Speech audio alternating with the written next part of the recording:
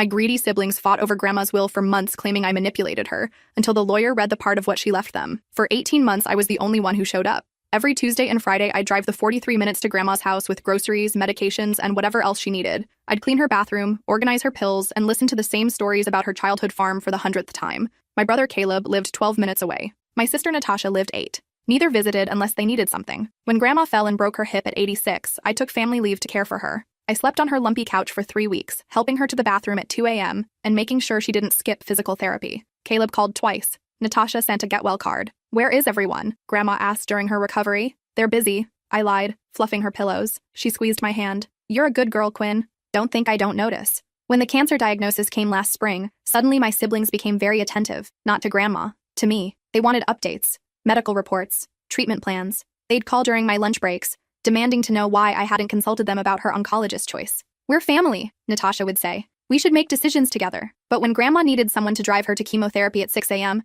they were nowhere to be found. During her final month, Caleb visited twice, both times asking if she'd mentioned updating her will. Natasha brought flowers once, and spent the entire visit photographing herself holding Grandma's hand for her social media. "Look how devoted I am to my grandmother," her Instagram caption read. I wanted to vomit. Grandma passed on a quiet Thursday morning while I held her hand. She'd been unconscious for 2 days, but I kept talking to her anyway, reading her favorite poetry aloud. When her breathing stopped, I kissed her forehead and called the hospice nurse. Then I called my siblings. They arrived within an hour, faster than they'd moved in months. The fighting started immediately. "She should have gone to that specialist in Dallas," Caleb said, pacing her living room. "Quinn probably talked her out of aggressive treatment," Natasha added, eyeing Grandma's antique furniture like she was mentally cataloging it. I bit my tongue and started planning the funeral they should have been organizing together. The accusations began 3 days later. "You isolated her," Caleb accused during the wake, "turned her against us. You were controlling her finances," Natasha whispered loudly enough for half the funeral home to hear. Classic elder abuse. I stared at them in disbelief. "I was taking care of her while you two pretended she didn't exist." "That's manipulation," Caleb shot back. "Making yourself the only option, so she'd leave you everything." The will reading was scheduled for the following Tuesday. For 6 days, they called me repeatedly, demanding I admit to poisoning Grandma's mind against them. They threatened to contest whatever she'd left me. They even suggested getting the police involved.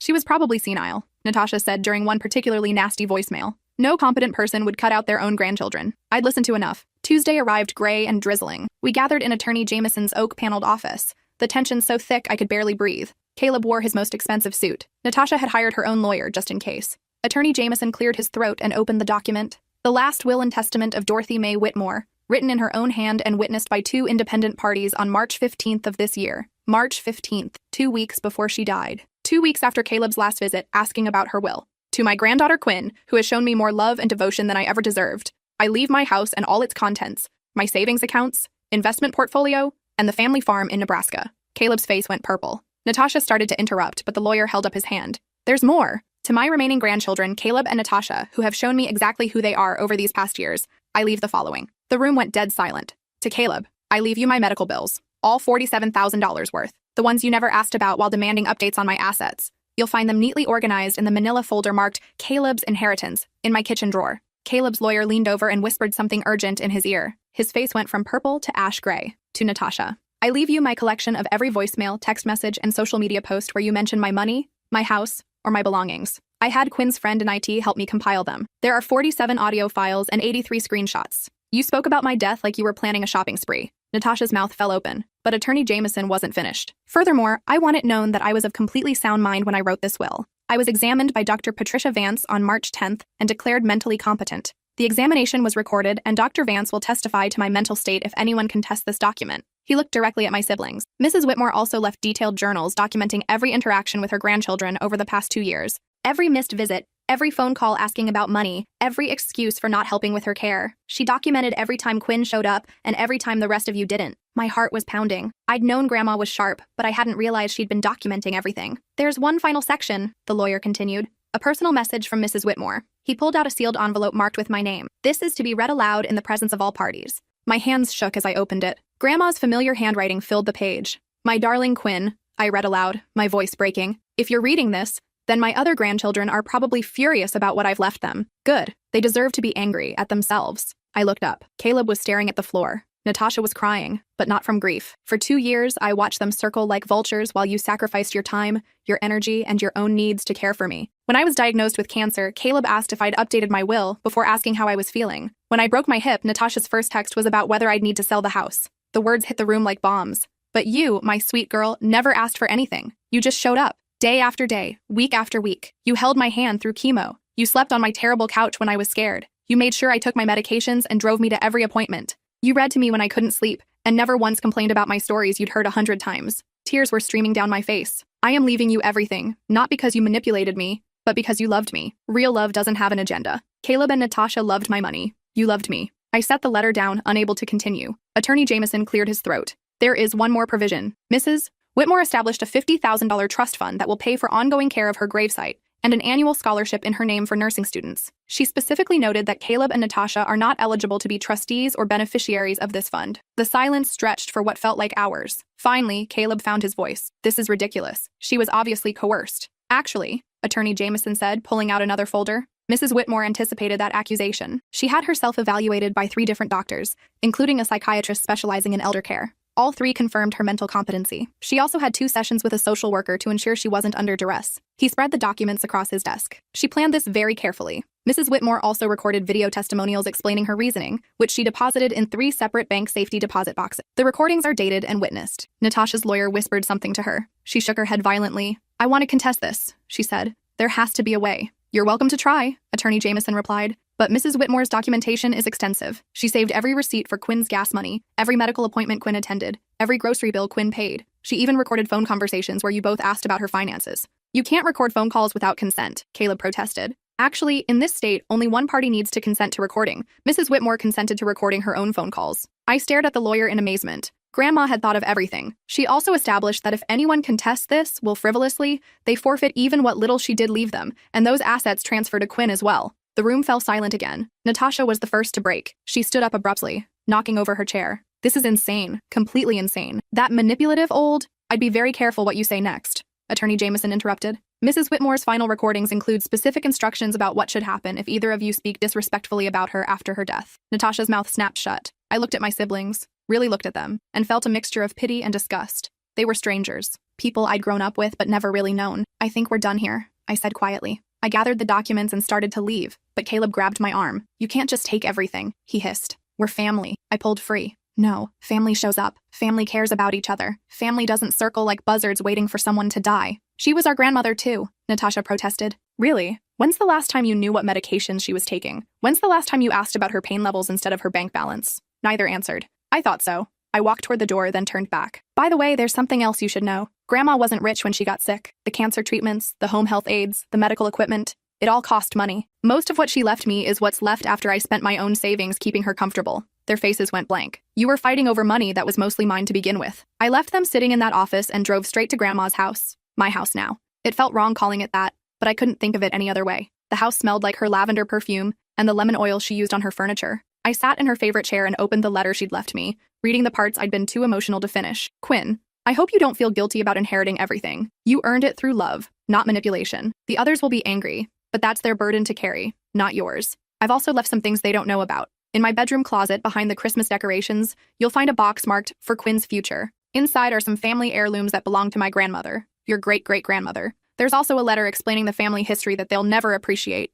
but you will. And in the garage, under the workbench, there's a coffee can with $8,000 in cash. I've been saving it for years from my grocery money. It's for your first vacation after all this is over, somewhere warm where you can heal. I sat in that quiet house and cried for the first time since she died. Not from sadness, but from overwhelming gratitude. Even in death, she was still taking care of me. The next weeks were brutal. Caleb hired a lawyer to contest the will despite the warnings. They fought for 3 months, spending thousands on legal fees only to have the case dismissed. The judge reviewed Grandma's documentation and video testimonials, then told Caleb's lawyer that it was the most thorough and well-documented will he'd ever seen. Natasha tried a different approach. She launched a social media campaign claiming I'd stolen her inheritance. She posted sob stories about being cut out of her beloved grandmother's will by a manipulative sister. The sympathy lasted exactly 2 days, until someone found her old Instagram posts talking about what she'd do with Grandma's money when the old bat finally kicked the bucket. The post went viral, but not in the way she'd hoped. Her employer, a family law firm, fired her. Apparently, potential clients weren't comfortable with a lawyer who publicly called elderly relatives old bats while speculating about their deaths. 6 months later, I was sitting in Grandma's garden,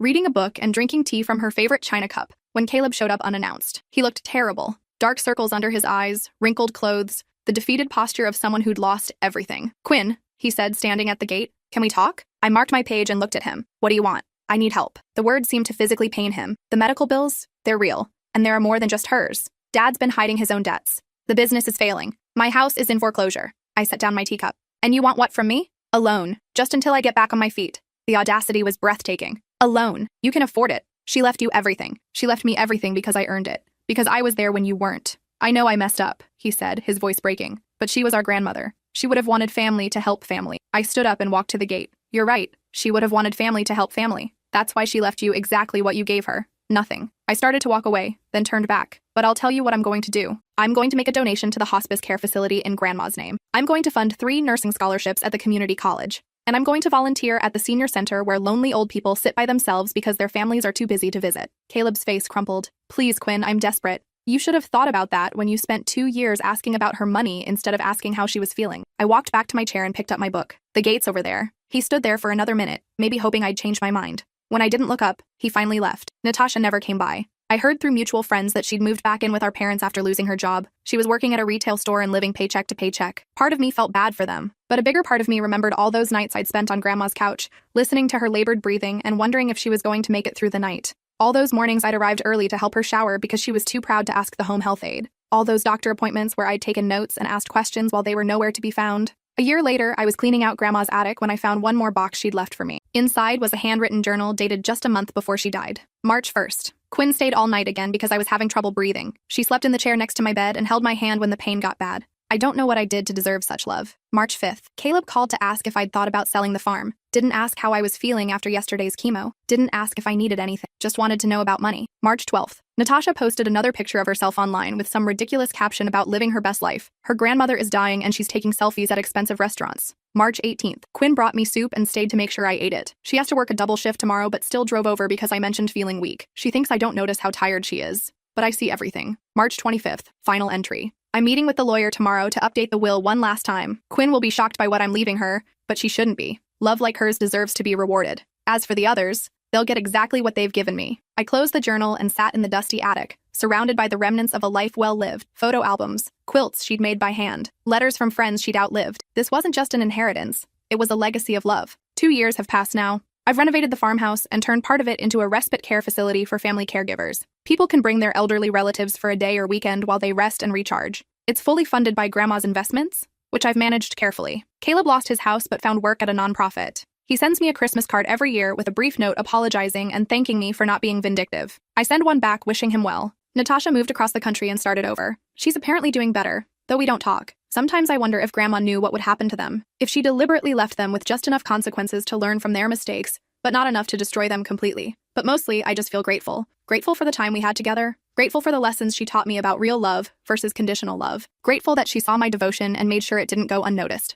Last week, I was watering her rose garden when a young woman knocked on my door. She introduced herself as Bethany, Caleb's daughter, my niece. She was 18 and starting college, hoping to become a nurse. I heard about the nursing scholarships, she said nervously, and I wanted to tell you about my dad. I invited her in for tea. He talks about you and great-grandma a lot, she said, about how wrong he was, how he took her for granted. He tells me to be like you when I grow up, to put people before money. My throat tightened. He's changed, Aunt Quinn. He volunteers at a nursing home now, every weekend. He reads to the patients and just sits with the ones who don't have visitors. She pulled out her phone and showed me a picture of Caleb sitting beside an elderly man holding his hand. He says it's what great-grandma would have wanted, and what you taught him by example. When Bethany left, I walked out to Grandma's grave. The headstone is simple but elegant, surrounded by the flowers she loved most. Your plan worked, I told her. Even from beyond the grave, you're still teaching people how to love better. A gentle breeze rustled the leaves above me, and for just a moment I could have sworn I smelled her lavender perfume. Some inheritances are measured in dollars. Others are measured in the kind of person you become. Grandma left me both.